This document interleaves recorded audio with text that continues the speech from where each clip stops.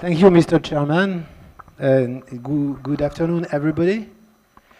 Well, I have no slides, so I have only a paper. And I will give some words on how and why Professor Pierre Labbé and I are here today. So Professor Pierre Labbé, who is here, and I represent Électricité de France. And maybe most of you know that Électricité de France is a French company in charge of providing electricity to everybody in France, quite everybody. People, public facilities, and also industry. Professor Pierre is one of our major experts in EDF in the field of external hazards, and particularly in the regarding earthquakes and tsunamis. And Professor Pierre Labbé covers the whole field from the modelization of the event or the seismic or tsunami to the probabilistic evaluation of its occurrence, and also it covers the design of the installations of EDF, plants for producing electricity, but also substations and grid, to the earthquakes and tsunamis. For my own, I work in the managing team of the Nuclear Engineering Division of EDF, and up to last year, I was in charge, I was directing a department, the Basic Design Department of EDF. And this Basic Design Department is located in Lyon, and there are 600 engineers working in this department, as is in charge of designing the nuclear power plants of EDF, but also demonstrating the safety of all these plants. So we are in Lyon, and we are particularly close to INSA de Lyon. So I would like to say that Pierre Labbé and I are very pleased and honored to be here among you today. We have been invited by Professor Jean-Yves Cavaillé to join this workshop, and we are very pleased to be here today. Why EDF is participating in this workshop? It's basically a workshop for universities with high-level people, high-level experts, and 2 people from EDF. Why? The first reason, and probably the most important one, is that EDF is really interested in the results of R&D programs or research in this field of external hazards, and particularly seismic events, earthquakes, and tsunamis.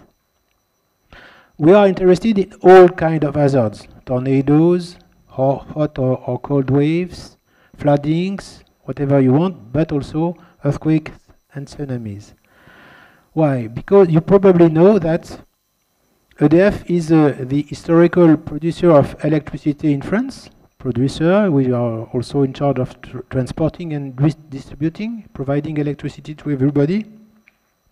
And for this, we have a lot of installations. Power plants, thermal, non-nuclear power plants, but also grid, substations. And of course, we have to protect these installations against hazards. Over the last EDF has let a part of its domestic activities to other companies because of the general European policy of opening to the concurrency the electricity market. So now there are other operators in France. There are many operators, among them GDF Suez. But in the same time, over the last 10 years, EDF has developed its activities outside France. And we have now subsidiaries in Great Britain, in Italy, in the United States, in China. So now EDF has a worldwide fleet of installations. And you probably know that we are operating more than 70 nuclear power reactors all around the world. There are 58 in operation in France, and more than 10 outside France, in Great Britain, but also in the US and China. That was the first point. So we are really concerned by the of the environment and of the people against the risks due to nuclear power operation.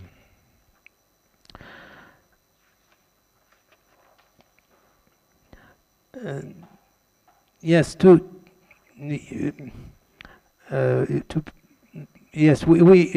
protect an environment against the risks of nuclear power operation has been a concern for many years.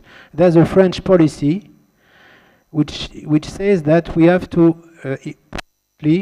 improve nuclear safety. It's a policy, it's compulsory, and we have to take into account all the lessons learned from the operation all around the world. So for many years now we have made maintenance on our installations, and we have implemented modifications after all the nuclear accidents that occur since the beginning of the 80s, even before, because the first very famous one was TMI, 3 Mile Island in the US in 1979. And after this accident in the US, we implemented some modifications on the plants to improve safety and to better protect people, workers, and environment against the risks related to the use of nuclear energy. We also implemented modifications after Chernobyl accident, of course, which was different, but also after some events in France, such as the flooding of a nuclear site in the south of France, the Blaye site, in 1999, after a very huge storm in the south of France. There was a full flooding of the platform of the site, and we have performed some modifications after that. And of course, the next step now is Fukushima accident. There are already a lot of lessons which have been drawn from this accident, and we have already engaged some modifications of the plant to better protect them against earthquakes, tsunamis, even if the tsunami risk in France is very low, but also floodings and the related functional events, which are a loss of electric power, loss of heat sink, and both for reactors and spent fuel storage pools. Well, so it's we have to always track new information, new knowledge on these events, and to take them into account. And of course, for this, it's essential for us to be able to better evaluate the risks or the probability of occurrence, for instance, of these external hazards, and to be able to better know their effects on the equipment or on the systems or the buildings. And this is the reason that we are here, because we intend to rely for this on the better expertise in the world. In fact, this expertise for these kind of events is basically in universities world or research world. And of course, we have experts in EDF, but we want to rely on the expertise in the world. So there are a lot of experts in France, but also in Japan. And regarding earthquakes and tsunami, of course, Japan is one of our main targets. So this is the main reason we are here. We are directly interested in the results of what you do, the progresses in knowledge and modelization you can do here. And we are very aware of what you are doing. That was the first reason. The second one, for and I to be here today and tomorrow, is that EDF has historical strong relationships with INSA de Lyon. I'm sorry, there's a I have a problem with the microphone. That we have strong relationships with inside of Lyon, and particularly the department, the basic design department I directed up to last week.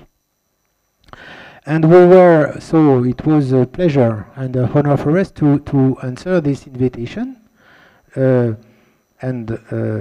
Because we know that inside of Lyon has a very strong, and over inside of Lyon, the University of Lyon has a very strong research power. So we are here for this second reason, and we will of course we can add we can have some input for you, but we will watch very carefully the results of this workshop. I don't know what kind of decisions will be made at the end. Maybe you will decide to have common research program.